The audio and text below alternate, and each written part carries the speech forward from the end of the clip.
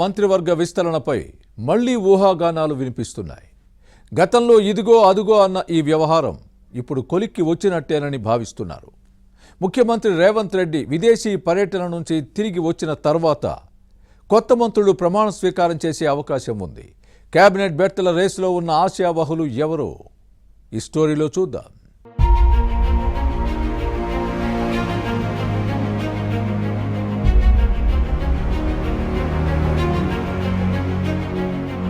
తెలంగాణ మంత్రివర్గ విస్తరణపై ఎప్పటికప్పుడు వార్తలు వస్తున్నా ఏడాదిగా ముడిపడలేదు. దీంతో ఆశ నిరాశల మధ్య ఆశావహులు కొట్టుమిట్టాడారు. కానీ ఈసారి గ్యారంటీ అనే సమాచారంతో బెర్తలు ఆశిస్తున్న ఎమ్మెల్యేల్లో ఉత్కంఠ పెరుగుతోంది.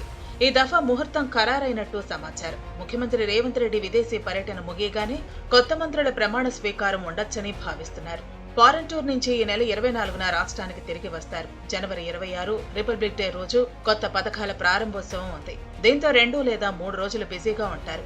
ఇక ఆ తర్వాత జిల్లాల పర్యటనకు వెళ్లాలని ముఖ్యమంత్రి భావిస్తున్నారు. అనంతరమే మంత్రివర్గ విస్తరణకు అవకాశం ఉందని పార్టీ వర్గాల్లో వినిపిస్తోంది.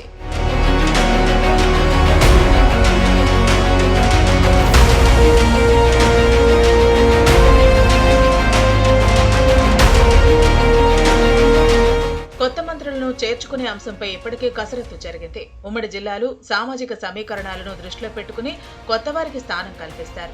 ఇటీవల గాంధీ భవన్లో జరిగిన టీపీసీసీ రాజకీయ వ్యవహారాల కమిటీ సమావేశానికి హాజరైన ఏఐసీసీ ప్రధాన కార్యదర్శి కేసీ వేణుగోపాల్ విస్తరణపై దిశానిర్దేశం చేసినట్టు సమాచారం.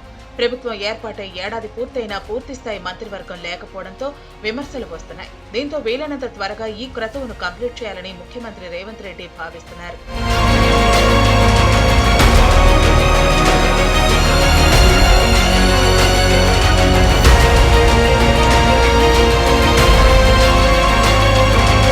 కేబినెట్ విస్తరణ అంశం చర్చకు వచ్చిన ప్రతిసారి మంత్రులుగా ఎవరికి అవకాశం వస్తుందన్న అంశంపై చర్చ జరుగుతోంది.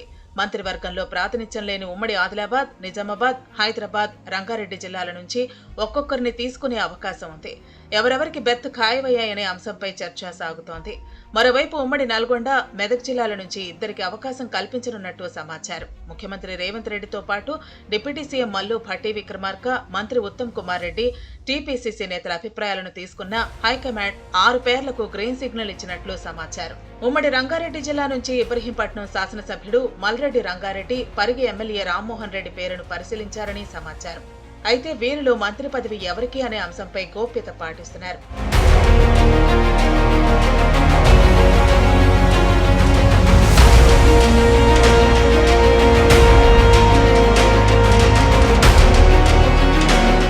ఆదిలాబాద్ జిల్లాలో మంచిర్యాల ఎమ్మెల్యే ప్రేమ్ సాగర్ రావు, చెన్నూరు శాసనసభ్యుడు గడ్డం వివేక్ పేర్లు ఫైనల్ జాబితాలో ఉన్నాయట. నిజామాబాద్ జిల్లా నుంచి బోధన్ ఎమ్మెల్యే సుదర్శన్ రెడ్డికి బెర్త్ ఖరారైనట్లు సమాచారం. ఇక ఉమ్మడి నల్గొండ జిల్లా నుంచి మునుగోడు ఎమ్మెల్యే కోమటిరెడ్డి రాజగోపాల్ రెడ్డి, దేవరకొండ శాసనసభ్యుడు బాలు నాయక్లో ఒకరిని మంత్రివర్గంలోకి తీసుకునే అవకాశం ఉంది. మరోవైపు గ్రేటర్ హైదరాబాద్ మున్సిపల్ కార్పొరేషన్ కు ఎన్నికలు ఉన్నాయి. దీంతో సిటీ నుంచి ఒకరికి స్థానం కల్పిస్తే బాగుంటుందని అధిష్టానం భావిస్తోంది. కంటోన్మెంట్ ఉప ఎన్నికలో గెలిచిన ఎమ్మెల్యే శ్రీ గణేష్ ను తీసుకోవచ్చని భావిస్తున్నారు. ఇక ఉమ్మడి మెదక్ జిల్లా నుంచి ఒకరికి ఎమ్మెల్సీ ఇవ్వాలని పార్టీ ఆలోచిస్తోంది. మెదక్ పార్లమెంటు స్థానంలో ఓడిపోయిన నీలం మధుకు మంత్రిగా అవకాశం ఇవ్వాలని party incharge Deepa Das Munshi high command కు సూచించినట్టు కాంగ్రెస్ సర్కిల్స్ లో వినిపిస్తోంది.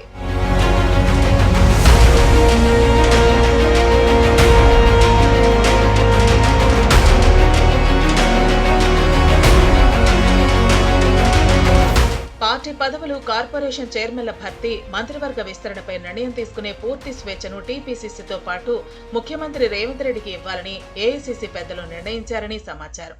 జనవరి చివరిలోపు పార్టీ పదవులు, కార్పొరేషన్ చైర్మన్లను భర్తీ చేసి మంత్రివర్గ విస్తరణ ఆపితే బాగుంటుందని సీఎం రేవంత్ ఆలోచిస్తున్నారట.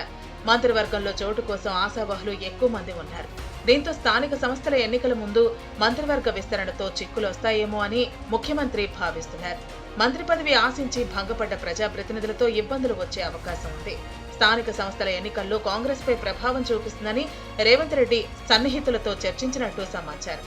ఈ అంశంపై ఇంటెలిజెన్స్ తో చర్చించిన తర్వాత కేబినెట్ విస్తరణపై ముందుకు వెళ్లొచ్చు. ఇప్పటి వరకు ముడిపడని మంత్రివర్గ విస్తరణ ఈసారైనా కొలిక్కి వస్తుందో లేదో చూడాలి.